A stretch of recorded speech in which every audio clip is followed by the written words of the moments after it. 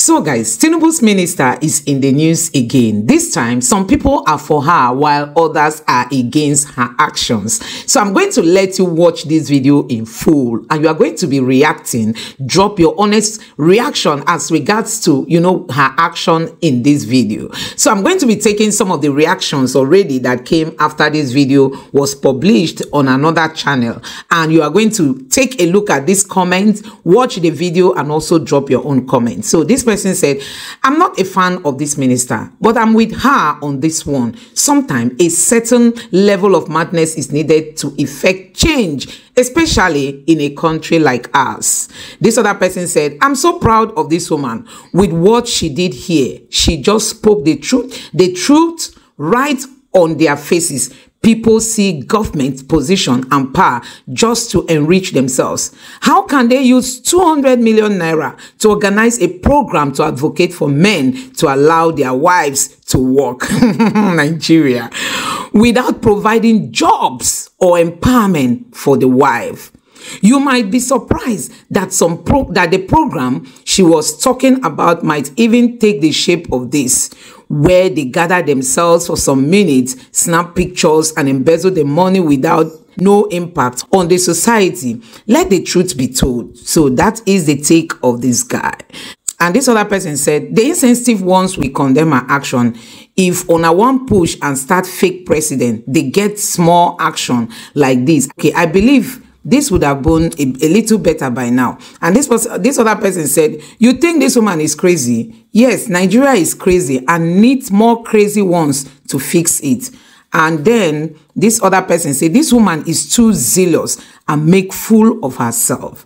That's the take of another person who commented. So guys, there are a whole lot of comments, after this video was published. And this other person said, this woman is a complete nuisance. It's unfortunate what Nigeria has become. We thought we had seen the worst of Nigeria under Buhari. This Bola Tinubu regime is an absolute disaster. Nigerians don't enter one chance. Very unfortunate. And this other person said, a minister should exemplify civility and decorum. Uju Kennedy obviously is lacking this quality. The minister is way too intemperate, although passionate about delivering for the constituents. The interpersonal and public speaking skills are poor and unedifying for a graduate, lawyer, and minister.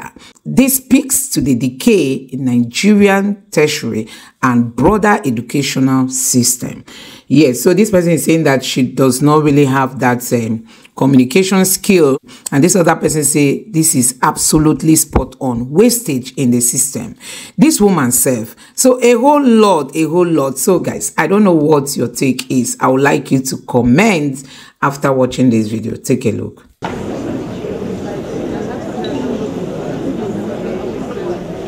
Official photographer, please, could you raise your hand? I need to know. Your Excellency, ma'am.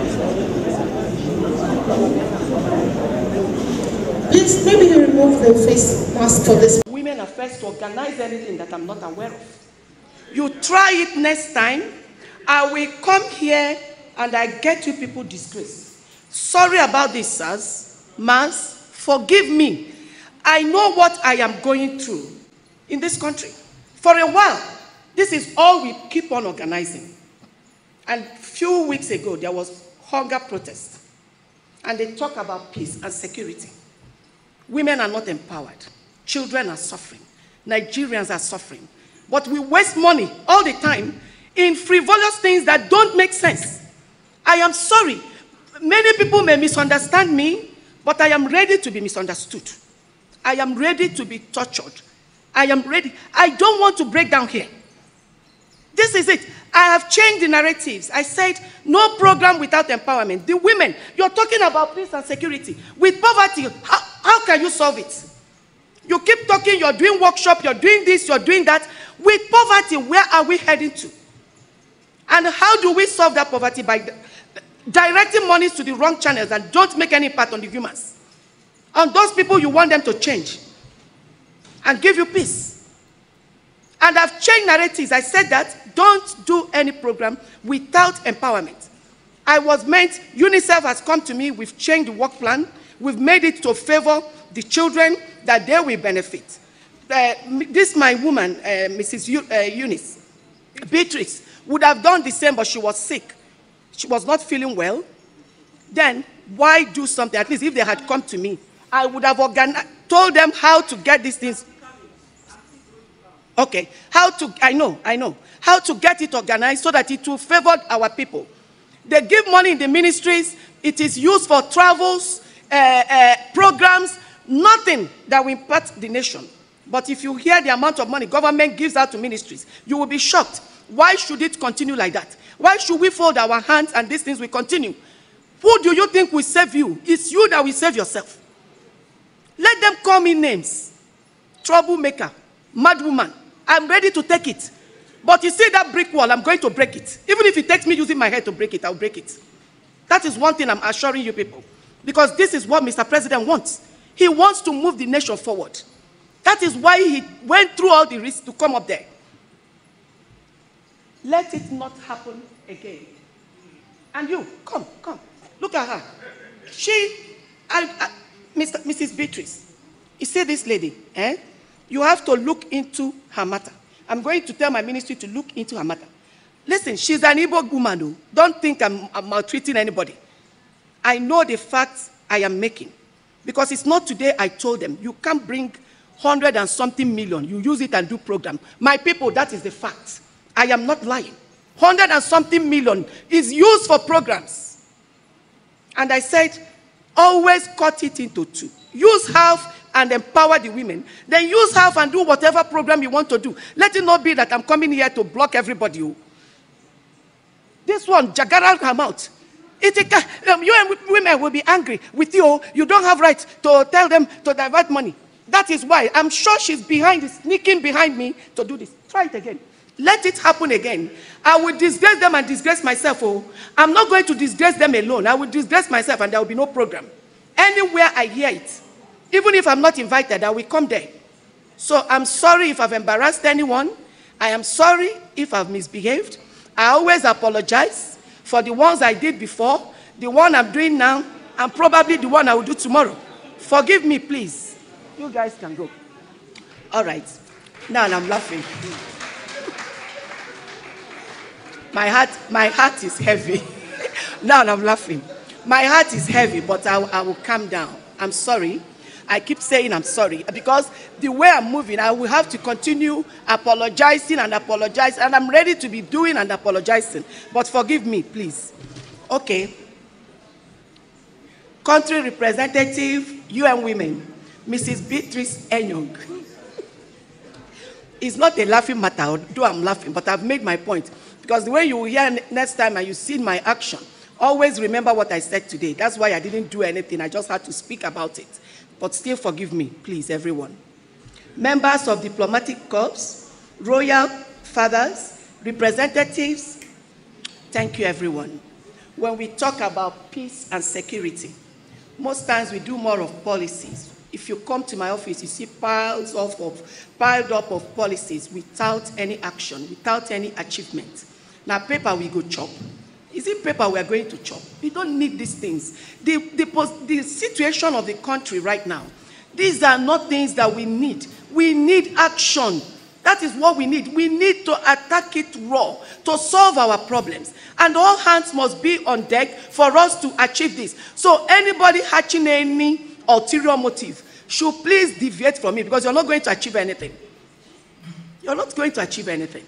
Now, if we talk about peace and security, I feel that if women are empowered, when you empower a woman, you have empowered 20 people. And when a woman is empowered, and that shows it goes down to the children, they'll be able to go to school, they'll be able to do a lot of other things. And when they're able to do these things, you've eliminated out-of-school children, which is part of our problem with security. You've eliminated early marriages because the woman will be able to stand firmly. You've given her a voice. She could say to the husband, I am sorry, I don't want my child to get married this early. And the husband will listen because she's empowered. Number 3, you will cut down on issues of GBV. Because most times, 70% of what causes problems in the home is give me, give me, give me, and the woman is not doing anything. If a woman is empowered, she won't even have time to start exchanging words with the husband. And it takes two to tango. If two people, if one person keeps quiet and one is talking, at the end of the day, nothing drastic will come out of it. So if you check around, you will find out that the major problem that we have across GBV and other things is based on poverty. Even this insecurity you're talking about.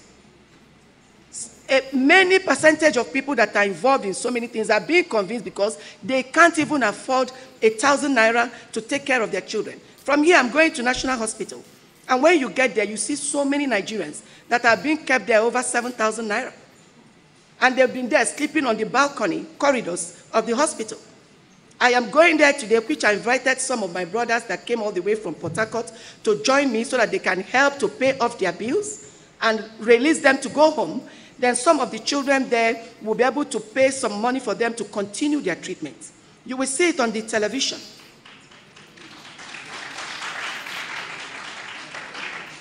The poverty level is a pathetic thing. That anybody that tries to be selfish, all Nigerians should face that person. If I'm fighting you, I will call Nigerians to back me up. And even the royal fathers, I will call them because I've partnered with the royal fathers. They will back me and we will fight that person for Nigeria to be okay. We need to move ahead. So please, my people, the major reason we're having insecurity is mainly poverty. It is mainly poverty. And when there's insecurity, there can never be peace. So let us focus our money right. Let us appropriate our money right. So that we start solving our problems than lying to ourselves. We talk too much. We program too much. We advocate too much. I heard something, they said they went to advocate to husbands to allow their wives to work. 200 million was spent. To advocate to the husbands to allow their wives to work. No money was given to the wives. No job was provided for the wife. But you spent 200 million to go and talk to the husbands to allow the wives to work. Because my people listen and understand. So that when they're telling you how mad this woman is, you understand what I have seen that is making me mad. That husband you're talking to, have you given the wife a job and he said she will not do it? Like I keep saying, forgive me. Thank you, everyone.